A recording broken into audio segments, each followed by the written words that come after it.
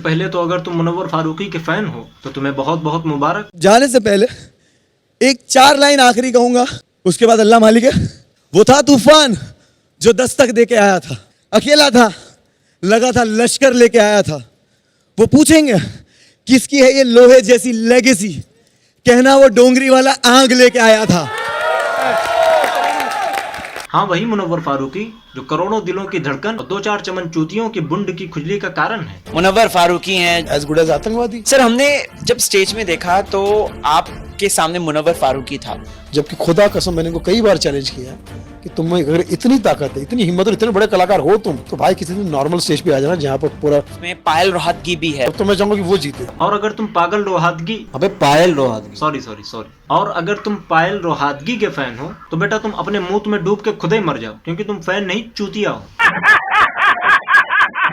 अगर तुम्हें अपने चूतिया होने पर शक है तो तुम जाकर पायल रोहातगी की स्टोरीज देखो, रो रही है। so badly that I felt very hurt. Bless it. Whatever you don't understand. I have. हाँ, बस पोछा लेते जाना पायल के आंसू पोंछने के लिए। I do wanted to win the trophy, stage पे खड़े होके बहुत बुरा लगा for those 10 minutes। 27 फरवरी को एक शो शुरू हुआ लॉकअप, जिसकी होस्ट थी हमारी फ्रीडम फाइटर श्रीमती कंगना उठावत। अबे कंगना रनावत, सॉरी, श्रीमती कंगना रनावत जी, वही कंगना जिनको आजादी भीख में नहीं रातों की चीख में 2014 में मिली थी। वैसे तो इस शो में 1-2 को छोड़कर सारे नल्ले ही भरे थे, लेकिन एक साइको थी जो अपने आप में चमन योद्धा थी, जिसे लगता था वो यहाँ आई नहीं है बल्कि लॉकअप शो के ट्रॉफी ने उसको बुलाया है। अभी मैं देखती हूँ कौन मुझे फिनाले में जाने से रोकता है। जी हाँ, हमारी फ्रीडम फाइटर श्रीमती टंगना उठावत की छोटी बहन मिस पागल रोहातगी, अबे पायल रोहतगी, सॉरी, मिस पायल रोहातगी। इस हड्डी के ढांचे में सत्ता की दलाली और मुसलमानों के लिए नफरत इतनी है कि इसके मुंह में अल्सर की बीमारी हो गई। 72 दिनों तक चले इस लॉकअप शो में भी मिस पागल रोहातगी अपनी गुप्त बीमारी को छुपा न सकी।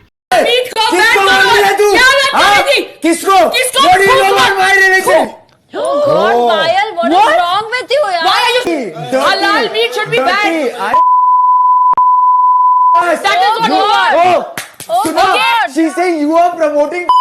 That's what she's telling me. Halal meat should be banned. और बीफ टेररिज्म को बढ़ावा देता है से लेकर हिंदू मुस्लिम जैसे फालतू मुद्दों को इसलिए उछालती रही ताकि बाहर देखने वाली ऑडियंस पायल को बैडैस समझे। लेकिन इसी शो में पायल की इस गुप्त बीमारी का रामबाण इलाज मौजूद था। मुनव्वर फारूकी खुद ही जल जाओगे, पावर आएगा, खुद ही जल जाओगे। ठीक है, दिखाओ अपना साइड। देखो पायल 2 तरह की होती है ना, हीरोइन की छमछम वाली जो बजा आता है सुन के, वो एक पायल होती है, दूसरी पायल होती है चुड़ैल की, जो सुन के लगता है कि भगाओ इसको। पूरे शो में ये अकेला बंदा था जिसने पायल की नींद और बैंड दोनों बजा रखी थी। फाइनलिस्ट बन के फटेगी ना, जो इसकी जलेगी ना, जो इसको डिप्रेशन होगा ना उसके बाद। मैंने पायल के सारे वीडियोस देखे, उन सारे वीडियोस में मतलब बहुत मस्त वीडियोस है, बट सारे वीडियोस में सिर्फ एक गलती कर देती है पायल, वो है अपलोड।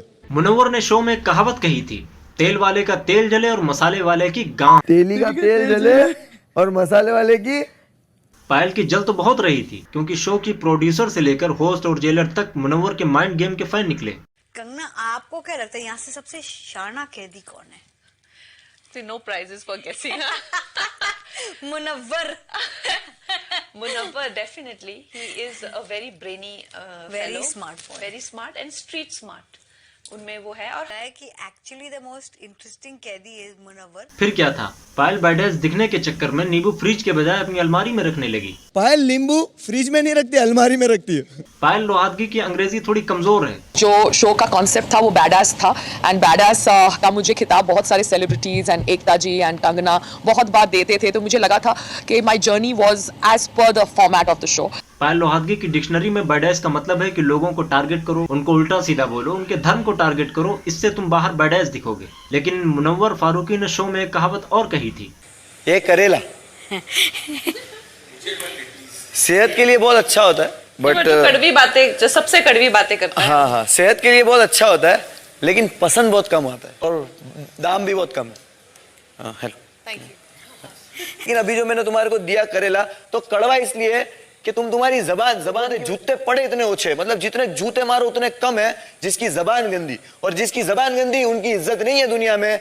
3 हफ्ते शो में शाइन कर लोगे, बट विनर नहीं बन सकते। और मैं ये लिख के देता हूँ कि ये जबान के साथ तुम विनर नहीं बन सकते। अगर पायल ने मुनव्वर के दिए करेले से अपनी गुप्त बीमारी का इलाज कर लिया होता तो ट्रॉफी ना भी सही, कम से कम वोट इतने मिल जाते कि मुनव्वर से 2-2 हाथ कर सकती थी। लेकिन मिस पायल रोहतगी के पूरे शो के वोट मिलाकर भी मुनव्वर फारूकी के एक दिन के वोट से इतने कम थे कि पायल रोहतगी को ट्रॉफी क्या मुनव्वर के टट्टे पकड़ने का भी मौका नहीं मिला।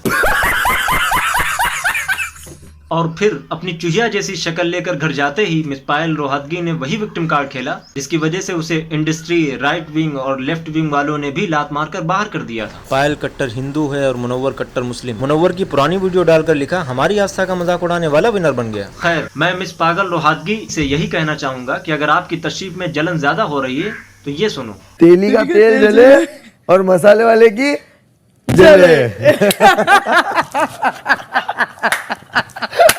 और अगर फिर भी आराम ना मिले तो ये सुनो, Namaste and happy Diwali.